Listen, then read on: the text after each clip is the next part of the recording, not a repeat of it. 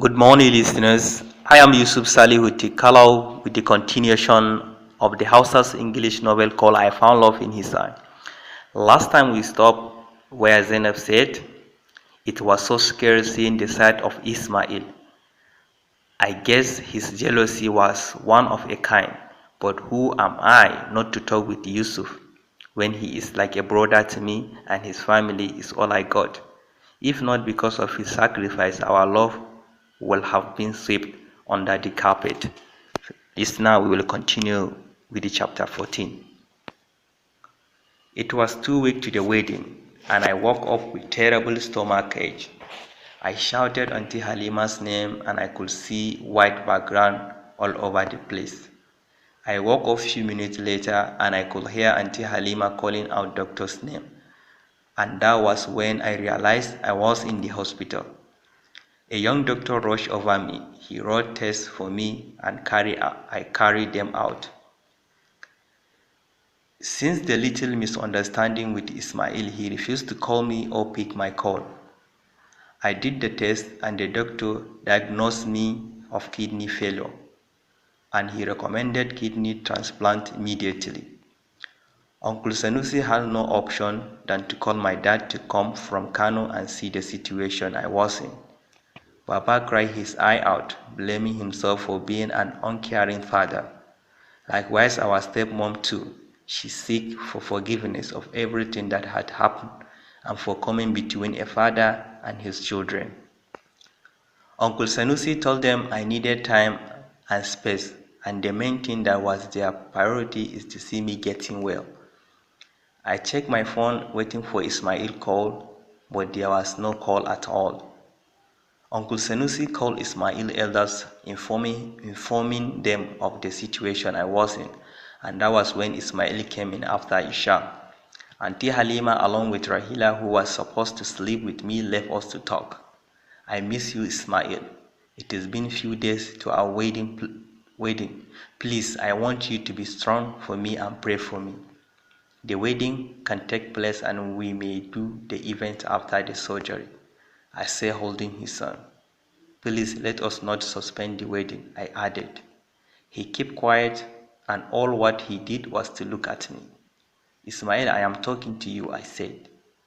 He had tears in his eyes and looked very sympathetic.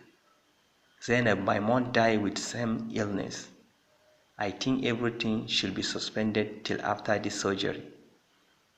"Do you have any kidney donor?" he asked, this time looking so emotional, weak and unstable. "No, I don't have for now.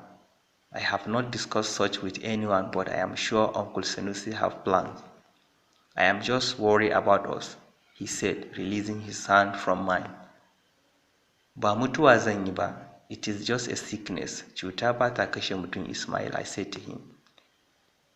"It is a sickness that my mom died of, and people will be looking up to me to fortify one of my kidney to my wife-to-be." This time around I was just angry and furious of his word. How does he want me to cope with the sickness and thought of him breaking up with me and leaving me when I needed him the most? Why is he even behaving childishly? Why on earth would someone ask him to donate his own kidney? I turned around to face the wall so that we can stop discussing the annoying topic, and I could hear him taking his step out of the hospital room. My tears poured like uncontrollable rain. Rahila and Auntie Halima came in and advised me about embracing the sickness with good faith, that it was just a moment and everything is gonna be alright. The next day, Baba and Uncle Sunusi informed me that the wedding date has been shifted to a month time, to a time when the operation may be done successfully. I was startled that Ismail have not called me again since the last encounter. And my family know that Ismail does not have enough resources to help me go through the surgery and at the same time to go on with the wedding preparation. That was why none of my family members bother him with such. I was still under my family and just needed his support as a lover and someone who I will spend the rest of my life with. And that was all. I sat down very lonely on the hospital bed. I looked at the watch in the room and it was almost Asr, and I have not even prayed Zuhur. I put my face in my palms and I was just thinking about life and so many things it entails. Most people of nowadays do not want responsibility of others on them. They want to marry but do not know the primary aim of getting married. I was lost in thought when Baba and Uncle Sunusi met me in the room to inform me that my theater had been fixed in 2 days' time. Baba, you did not tell me we already have Dono, I said looking at Baba. Baba smiled and held my hand. We can do anything just to keep you alive, Zainab. We can go to any length just to give you happiness and a reason to live. You are my favorite, but let it be a little secret between us, Baba added, and we all busted into laugh. We said our goodbyes, and I could not hide my tears seeing the Baba and my stepmom will be going back to Kano. I was discharged 2 weeks after the surgery and 2 weeks before wedding. We all came back home and there was no sign of Ismail or his call. I kept lying to Auntie Halima that Ismail always called me to find out about my well-being. At some point, Auntie kept interrogating me because she sensed I was lying, but she later gave up after I kept on insisting about it. I was preparing tea in the kitchen when Blessing informed me that Ismail was outside waiting for me. After a long hesitation, I went out and found him standing outside with his face down. I greeted him as if nothing happened. You can come in and sit, I said, pointing the door to him. I am so sorry, Zainab. I was so busy that I did not get to check you up, he said after feeling reluctant to come inside the house. It is absolutely okay. It is only me and Blessing at home. You can come in.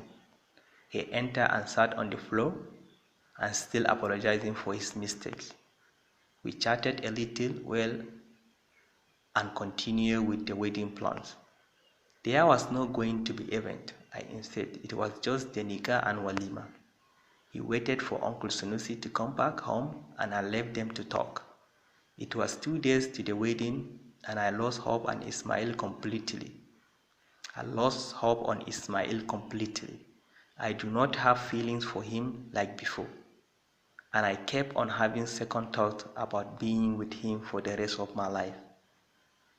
Like who actually leaves you when you needed them the most and then come back to just apologize and think everything will go as planned.